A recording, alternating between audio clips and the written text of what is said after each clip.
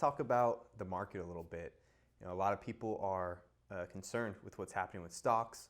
I see a lot of people jumping into the stock market, which is awesome. When the stock market starts going down, it's the time to buy. That's when smart people make their money. So I'm very happy to see a lot of people jumping into the market.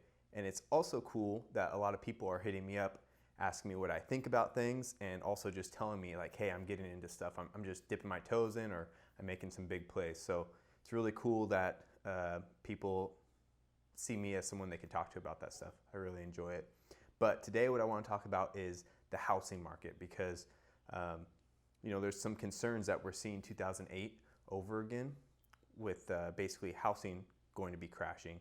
And while there is some concerns of mortgage defaults after all this kind of settles down, there are a lot of indicators that it's not going to be like 2008. So what I'm going to do is I'm going to switch over to my screen. I'm going to show you some graphs of some different kind of indicators that show that it's probably not going to be like 2008. We're not going to see a housing dip or a housing crash like 2008. We might see a dip. We might see more inventory coming on the market as people who lost their secure jobs need to get out of their homes. But I don't think it's going to be anything like 2008. We're not going to see 30% drops in prices, 50% drops in prices. I just don't see it happening. But let's jump over to the screen real quick and I'll show you what I'm talking about. So the first thing you'll see is we'll notice that appreciation has had a relatively stable rise over the past handful of years. Going into 2008, we saw wild appreciation in homes. And the reason that's important is because investors have what's called a cost benefit, right? That's not the word I'm thinking of. Opportunity cost. That's the word I'm thinking of. There's an opportunity cost, right? So if I have $100 to invest, I'm going to try to pick the best place to put that $100. And if the stock market's giving me the best returns, I'm getting 8, 10, 12, 15% returns in the stock market, but only 5% in housing, I'm going to put my money in the stock market, right? It makes sense. Well, leading up to 2008, we were seeing insane returns in housing. We were seeing 8%, 8.7, 12.5, 11.4 in the years leading up to 2008. So a lot of people were dumping money into housing. Now we're seeing relatively stable returns, anywhere from the low 4s to the high 5s. See 6.4 in 2017, but much more stable, much more balanced with the stock market. The second graph that we'll look at is mortgage credit.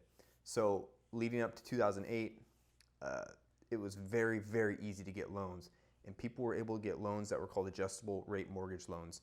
And that meant that they could get locked into this loan on a home where they're paying 0% interest for the first however many years, or a very low percentage rate where they could afford the mortgage. And their idea was like, hey, I'm going to get this loan. This house is going to appreciate like crazy over the next 3 years. And before my mortgage rate or my interest rate skyrockets, I'm going to sell that home and get out, and then I'll make off like a banshee, right? I'm going to have tons of money. But that's a dangerous game to play. And a lot of people got caught because they had these loans that were adjustable, and everybody's loans started coming up due where it's time to adjust that rate and go for a much higher rate. And when the house is flooded, or when the housing market is flooded with houses, it's going to be a lot harder to sell the houses. So we saw a very lax lending standard leading up to 2008. People were able to just have stated income. They didn't have to prove their income. So, a regular Joe Schmo can go in and say, I'm making X amount of dollars. I'm making $200,000 a year, and it's much easier for him to get a loan when maybe he wasn't making anywhere close to that. Maybe he was making $30,000 or $40,000. That kind of stuff did happen a lot. So we saw those lending practices really tighten up after 2008. And today we see on this chart that it's not super easy to get a loan. It's where it should be. There is checks and balances with that sort of thing. The third chart shows months of inventory. So the way this works is it takes the average amount of sales per month, and it says, hey, if we stop putting new homes on the market, how many months would it take to sell through all these homes? So for instance, if there was 10 home sales a month on average, and there was 100 homes on the market, it would be 10 months worth of inventory. If there was only 20 homes on the market, it would be 2 months worth of inventory. So you can see at this chart, we had 10 months, 11 months, 12 months worth of inventory, almost 13 months of inventory, which means there's tons of homes for sale and not a lot of people buying. Now we're more in a seller's market where we only have 3 to 4 months of inventory. So we don't have this overinflation of homes for sale. And again, this all kind of ties back. We see that because we saw that before because there's this crazy investment return on homes. You had so many people that were buying to flip. They were buying to hold for 1 or 2 years, make their 10, 20% on 500 grand, right, over the course of 3 years, dip out and make all kinds of money and be off in the wind. Or people, they just thought this thing was going to go on forever. The next chart we're looking at is the use of home equity. So what we're looking at here is some refinance numbers, and we see that people before the crash were refinancing to take money out of their homes like crazy. So let's say they had a home that was $500,000, and maybe they got the mortgage down to $200,000. They might then refinance it to get a loan back up for $400,000 and be taking all the cash out of their home. And maybe they can't afford it. Maybe they're just scraping by when they do that. But the problem is they don't have equity built up in their homes. And when people don't have equity, they're much more likely to default because they don't really care. Hey, if I'm only going to lose $100,000, which is a lot of money, but if I'm only going to lose $100,000, why would I go through all the trouble of working 3 jobs, doing all this? I'm just going to get foreclosed on, claim bankruptcy, whatever it is. But if people, they have more equity in the home, say they own 50% of their home, they are much more likely to try to do what it takes to stay in that home. So that was a big problem, again, is people taking the cash out of their homes, not letting the equity build in their homes. We live in a society that's very greedy.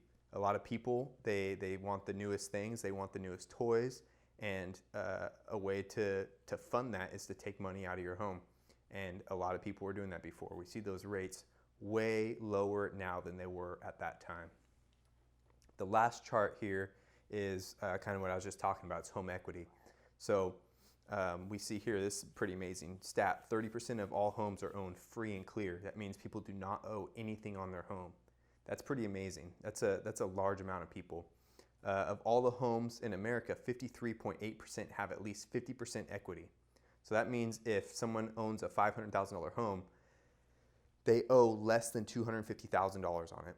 And again, if they have more equity in the home, they are less likely to just write off their home getting foreclosed on and be like, oh, screw it, I'm just going to let this home go, right? They have more skin in the game, so to say. So again, these are kind of some factors, and I'm going to put these up on the screen. You'll see them up on the screen, but these are some factors that are going to be major players in how the housing market responds to an economic downturn, right? Again, we had this bubble in 2008, and there was a lot of reasons for it. It wasn't one big thing, but basically what it came down to is so many people were able to get loans they shouldn't have been able to get. They were playing craps with the market, right? They were making big risks, big gambles, hoping it paid off, and for a lot of people it did for a long time. But when it didn't, it really didn't, and it took everybody down with them. So I hope you guys found value in this. If you have any questions, shoot me a message. Many of you know now I've gotten into the real estate game. I picked a crazy time to switch jobs, right? I had a stable job for about 15 years this summer it would have been. But I decided to jump into this real estate stuff because I enjoy real estate. I enjoy investing. I enjoy talking about money and finances.